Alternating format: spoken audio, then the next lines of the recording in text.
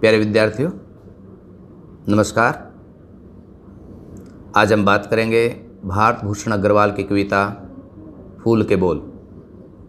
भारत भूषण अग्रवाल प्रयोगवाद के महत्वपूर्ण कवि हैं और प्रयोगवाद की विशेषता है कि वो व्यक्ति चेतना पे बल देता है। तो फूल के बोल कविता में कवि रेखांकित करता है कि सौंदर्य रचना में नहीं, रचना प्रक्रिया में है, बल्कि सौंदर्य वस्तु में नहीं, वस्तु प्रक्रिया में निवास करता है। आप देखते हैं बड़ी बड़ी सड़कें, बड़ी बड़ी अट्टालिकाएं, पुल, इमारतें, लेकिन उनका निर्माण किसने किया है?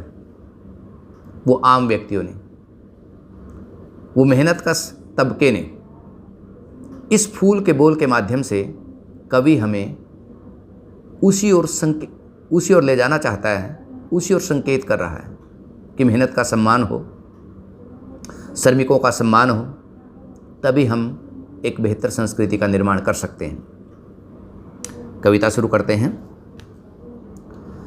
हंसते खिलखिलाते रंग बिरंगे फूल क्यारी में देखकर जी तृप्त हो गया।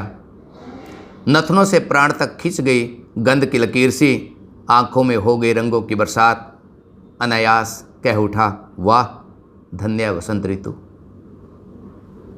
कवि क्यारी में खिले हुए फूलों को देख करके मुक्त हो गया, गदगद हो गया, उसका दिल प्रसन्नचित्त हो गया और वो उसकी सुगंध नथनों से लेकर के पूरे शरीर में फैल गई और उसके दिल से एक आवाज़ निकली कि वसंत तू धन्य है, तूने इस प्रकार के सौंदर्य का निर्माण किया है।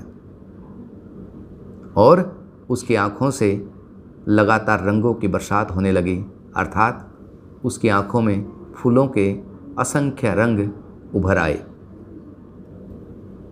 लौटने को पैर जो बढ़ाए तो क्यारी के कोने में दुबका एक नन्हा फूल अचानक बोल पड़ा, सुनो एक छोटा सा सत्य तुम्हें सौंपता हूँ। धन्य है वसंत ऋतु, ठीक है, पर उसकी धन्यता उसकी कमाई नहीं, वह हमने रची है।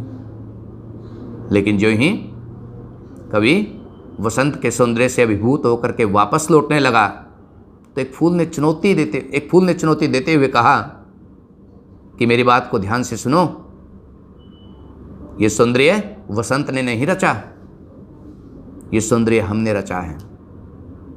ये सत्य मैं तुम्हें बता रहा हूँ कि सौंदर्य जो तुम देख रहे हो, ये सौंदर्य वसंत का नहीं, बल्कि इस सौंदर्य में असंख्य और करोड़ों करोड़ों छोटे छोटे पौधे लगे हुए हैं। हमने यानी मैंने और मुझ जैसे मेरे इन अनगिनत साथियों ने, जिन्होंने इस क्यारी में अपने अपने ठाव पर धूप और बरसात, जाड़ और पाला झेल सुंदर को तपाया है पूरी आयु एक पांव पर। और कवि को संबोधित करने लगा कि हे कवि, ये सौंदर्य वसंत ने नहीं, बल्कि मैंने और मेरे साथियों ने रचा है।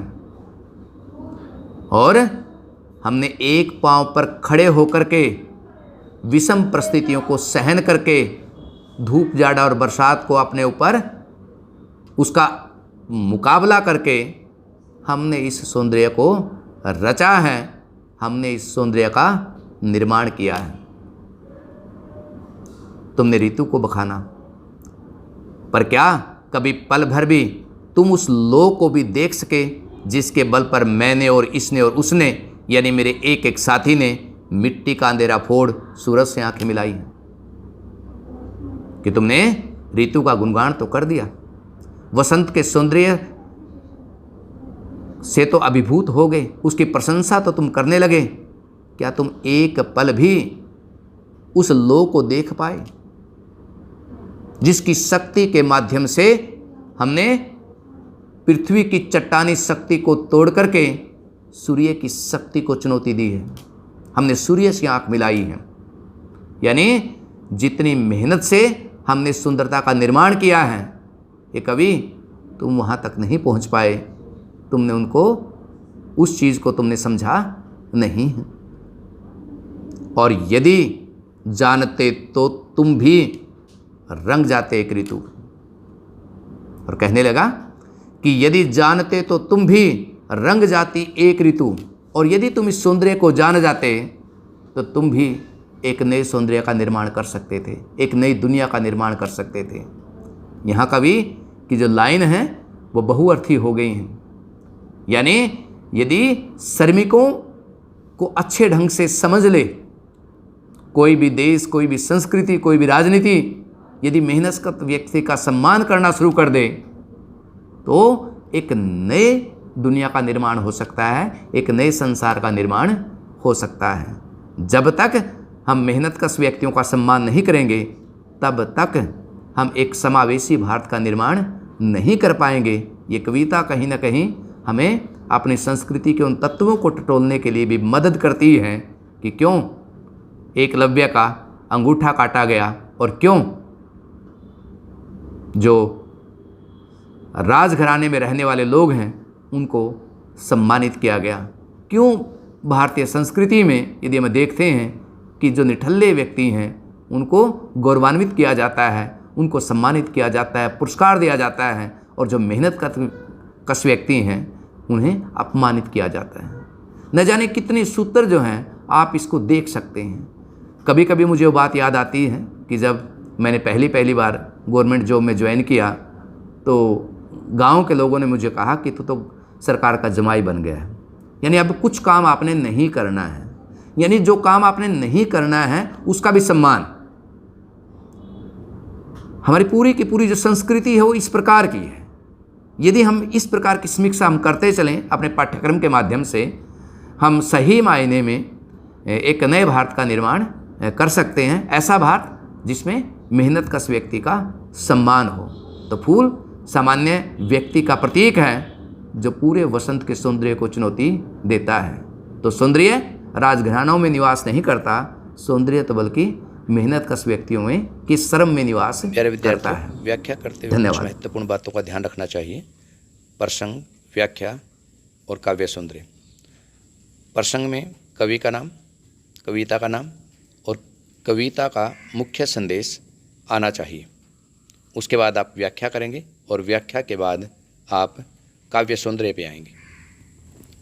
काव्य सौंदर्य के लिए महत्वपूर्ण बातें हैं।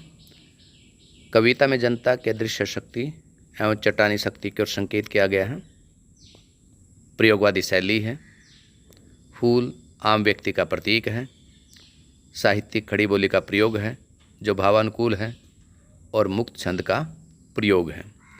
प्रत्येक कविता के काव्य सौंदर्य अलग अलग होते हैं, इसलिए हमें काव्य सौंदर्य के लिए अलंकारों, छंदों, मुहावरों, लोकोक्तियों का ज्ञान होना भी जरूरी है। धन्यवाद।